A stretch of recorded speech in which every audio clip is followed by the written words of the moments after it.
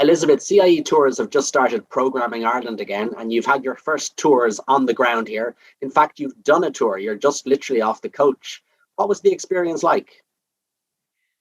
Owen, I am very happy and very relieved to say that the experience was generally overall positive for everybody involved in bringing back some of these first coach tours. We had absolute verification that first and foremost, the Irish welcome is 100% still intact. We had, in the last week, we launched 7 different tours. So 7 different coaches were going to different destinations throughout Ireland over the last 10 days. So we've actually put our toe in the water. We have been really happy to see that the guests who have arrived, they have a high level of confidence in the safety protocols on the ground. There also seems to be no issues or no discomfort with the guests on adhering to the protocols. For example, wearing masks in indoor spaces. They are also wearing masks on the coaches while we're in transport and wherever that's required. Sanitizing hands, social distancing inside where necessary or even outdoors. That did not seem to bother anyone. I think the American travelers that we have seem to just jump right into it. And for them, it was just part of the vacation, and they really took to it with a good spirit. So that was great. That's brilliant. That's really reassuring to hear, because you've probably brought the first Americans to Ireland in 15 months. So the fact that they had a good time and could enjoy the Irish tourism experience is very important. And of course, they're all vaccinated, and they all have the US version of the vaccination certificate, which is very different from the European version that we'd be more au fait with.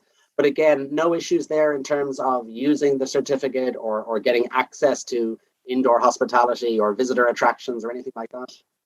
We didn't encounter any issues with entrance or with navigating different visits and restaurants and hotels. What we found is that generally things were either with a group, if you're using the services inside the hotel, everything was already booked by being a guest in the hotel. And where people were taking their time to actually go to either a pub or a restaurant in the village or in the town where we were, they did not have any issues getting into the venues. They also had a choice of indoor with the vaccination certificate or outdoor. So really, whichever one they wanted, they were equipped to choose based on whatever their venue could handle. But what they were really happy to see is that not only were the venues starting to reopen, but they also saw that they were getting to do what they love to do in Ireland, which is talk to some of the locals. Yeah. They got to go in a safe manner. And once they were indoor in a venue, they knew that everybody indoor was vaccinated. So they felt really safe and secure chatting with people, having a drink together, having a meal together. And that was really reassuring. And I think you said 7 tours in the last week or two. You're just off one of them yourself. And that would have been throughout Ireland.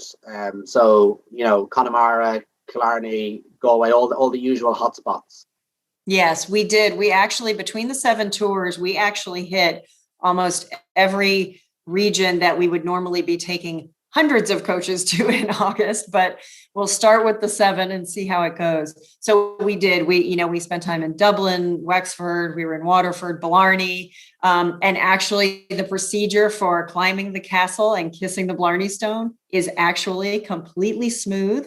They felt very safe. It's very sanitary. They figured that out. So I think that's been a really good hurdle to see that has been handled. We had guests over in Kerry. We had guests going up to Galway. The one area that we do not have guests going to, and I think the tourism folks on the ground are well aware of this, is we did have to pull anything with Northern Ireland, which is a real disappointment. And that has caused a spike and an undesirable spike in cancellations and or rescheduling for some of our guests, because we are hoping that there will be progress in the Northern Ireland tourism authorities being able to align with the Republic's tourism guidelines so that at least there's a seamless ability to take people from the Republic into Derry or Belfast or visit the Titanic Belfast facility. But we can't do that right now as long as there are different procedures for the two countries. And you mentioned Blarney Castle there and the fact that they've adjusted to COVID and still maintained the experience. Was that the same in other sort of iconic experiences? I think you visited House of Water Crystal, Cliffs of Moher, and so on. Was there still the really brilliant Irish tourism product there, visible and to be experienced by the tourist? Yeah, there is still very much a very rich experience. So we'll use the House of Waterford Crystal as an example, which we were delighted to be rolling up again and bringing our groups there. And I mean, I would note that most of the places we visited, since they did welcome us with open arms and also tell our guests, you're the first group that's been here since March of 2020. That was something that was just a delight for the guests, but it was a delight for the staff on the ground to just have this back. But meanwhile, it is clear that there have been months and months spent in the visits, making sure that the visit is safe and that it has been adapted to local guidelines. And at the House of Waterford Crystal, for example, they've actually redesigned the visit from being groups moving through the visit together in one pod, so to speak. And instead, they've altered it to be a self-guided visit so that the people can go through at their own pace. They have information about the visit, and then at strategic points during the visit, there are staff members standing there. They have a mask on. They can ask questions and just have a casual conversation. And the guests actually seem to really like that as well. So I think that's something that they've really found a good way to handle it. And that's just one example of many. There has been a lot of redesign of that experience to ensure that there's not a lot of congregation. Yeah, great. And as you say, redesign that hasn't undermined the experience, which I think is particularly important. How does the US consumer view Ireland as a tourism destination? I know recently Ireland was put back into level 4 by the State Department in the US, which effectively means a do not travel status, and it was because of high infection rates amongst COVID, even though we know 80% of the population here is vaccinated, and of course every tourist that comes here is vaccinated. So, but is there hesitancy among the US consumer to actually commit to Ireland? I mean, you've had 7 tours, so that's a great sign. But looking forward, this quarter would be a very busy booking period for you for the following calendar year. And are you seeing sort of hesitancy or confidence in the consumer? I think in a certain way, we're seeing both. But what the level 4 has unfortunately done is it created an immediate pause on people committing. Yeah. We also have people who, we ran the 7 tours, or they're on the road right now, and we have more coming behind them. But it has absolutely spiked the number of calls of people who are departing late August, September, October, who are saying, listen, I was on 2020. We rescheduled it to 2021. Now I see this level 4. Am I able to travel, or am I not able to travel? And the difficulty with these level 4 warnings aside from just the difficulty in general that they do raise anxiety, they also are not really reliably consistent from country to country. And that is confusing the traveler. It's also confusing the tour operators who have to hash through it and figure out from the departure country into the destination country, what is the rating of the destination? And do we feel that it is safe to operate on the ground, even if the level 4 warning has been added, and yet there has been no significant shift on the ground in COVID rates or vaccination rate? And in fact, as Ireland is a good example of a destination that has surpassed the US in vaccination rate, and all of a sudden, it's not comprehensible to people why the level warning has changed. Yeah. So I guess what I would say is the warnings that are coming out from the CDC, from the State Department, sometimes they don't even match. What we have to say is we have to take them into account. But at this point, they are a guideline. They are not prohibiting travel, and they are not punishing travel. There is no enforcement of it.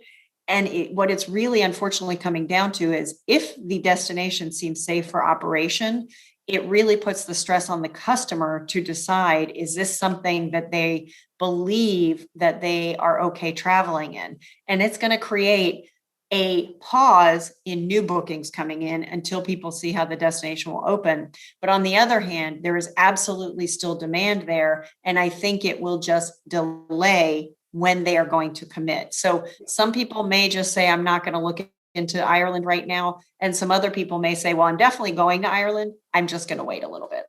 Yeah. And I remember CIE Tours famously survey all their guests on departure. Did you do the same on these tours, or is that a subsequent event? And I just wonder, what will the feedback be? Will it be generally positive? Will there be, because usually the feedback from your tours is very positive because you put on such a good experience. Yeah, we do continue with the survey program, or I guess I should say we've started the survey program again as we've started tours.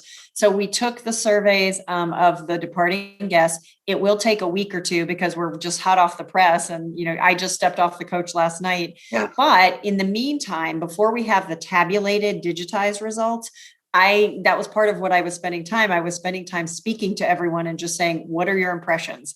Do you feel safe? Do you feel comfortable? Do you feel like you're getting a great vacation? Have you felt like Ireland is the Ireland you expected? And I can tell you that before we even see the survey results, the guests across the board had said to me that they were absolutely pleased that they did make the choice to come. Some of them mentioned that the coach I was on, the level 4 warning came out 3 days before they departed. Some of them mentioned that made them nervous, but that they decided to go ahead. Now, what we don't know is who decided not to go ahead. With that, we won't know until we see how the future coaches are filling up. But the feedback live from the guests is that they are looking around and saying, I think this was beautiful. We had a great time. Never did we feel like we weren't safe or that there weren't protocols in place to keep our health and safety top of mind. So I think that they are absolutely happy with the decision to come here. They felt safe. I also think a lot of them are going to want to come back again because there were absolutely places where you could see that some of the restaurants and shops had not opened yet. And I think their feeling was, we had a lovely time. We can't wait to see it when things are all open again, because that will absolutely give us a whole nother view of some of the towns and places that we visited. And Elizabeth, with the tourism product here effectively being closed for the guts of 15 months to international tourists and now slowly having reopened, did you or your guests notice any impact of that? Was there any effect in service or quality of the experience that you noticed? What we would have noticed, I think, one small thing, and I think we're all going to work through this together because it's to be expected, is that there were places where the speed of service is probably slowed down a little bit because of a combination of application of safety and social distancing protocols and staffing reinstatement that's going to take time for all of the attractions and hotels to reestablish their staffing.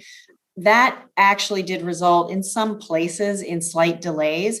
But I think that what we can work through and the way we handle it with the suppliers together is we set the expectations of the guest. And when a visitor is coming in, we make it very clear to them in a very friendly way that things may be a little bit slower, but sit down, have a cup of tea, take your time, and you will be well cared for. And they seem very happy with that. So I think we will get through that, and that will be something that comes back over time. Great. And what's your gut feel for 2022? I mean, please God, there's no new variant, and obviously vaccination rates continue, and COVID kind of slowly goes into the rear view mirror. What's 22 looking like from the States, and maybe for you guys in particular? Yeah, 2022 is going to be very strong. We're delighted to see that there was business that was rebooked from 2020 that some people already moved into 2022. So there's a book of business there. And I think most operators do have that, because not everyone who rebooked just pushed 3 or 4 months. Some of them just said, you know what, let's push it for another year or so. We also are seeing that normally, as you said, this would be the time that we would be launching 2022 and starting that book of business through online promotion and our brochures. This year, because there was so much uncertainty, We actually accelerated that, and we loaded 2022 back in January of this year, so that people who were feeling like they definitely wanted to travel, but they were not sure when they were going to get vaccinated, they wanted a little more time, they could choose between 2021 and 2022.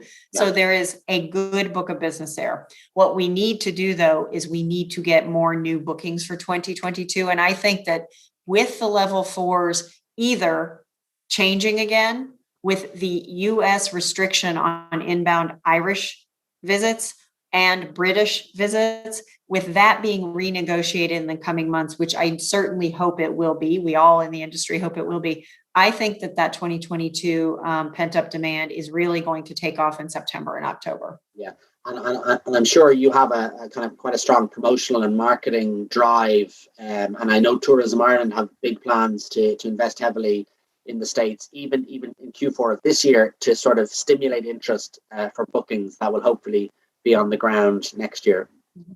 Yes, there's no question that marketing, unlike last year where marketing was on a full stop because nobody was interested in responding to any marketing because of the nature of the newness of the pandemic. This year, we have restarted our digital marketing. We have restarted travel agent outreach programs that we had put on pause for 6 to 9 months. So we are now back in marketing, and we are fully putting marketing plans in place to reach both consumers and the trade in the United States.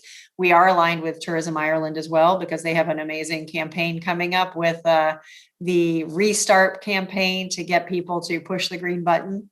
And whenever that comes out, I do believe that we're going to see that the people who are just sitting and waiting to go to Ireland, they just want to see that there are images and visuals that are showing them that it is safe to be in Ireland, and that if they can go seamlessly with a vaccination, maybe one test, then we hope that they can come in, cross the border between the Republic and Northern Ireland more seamlessly.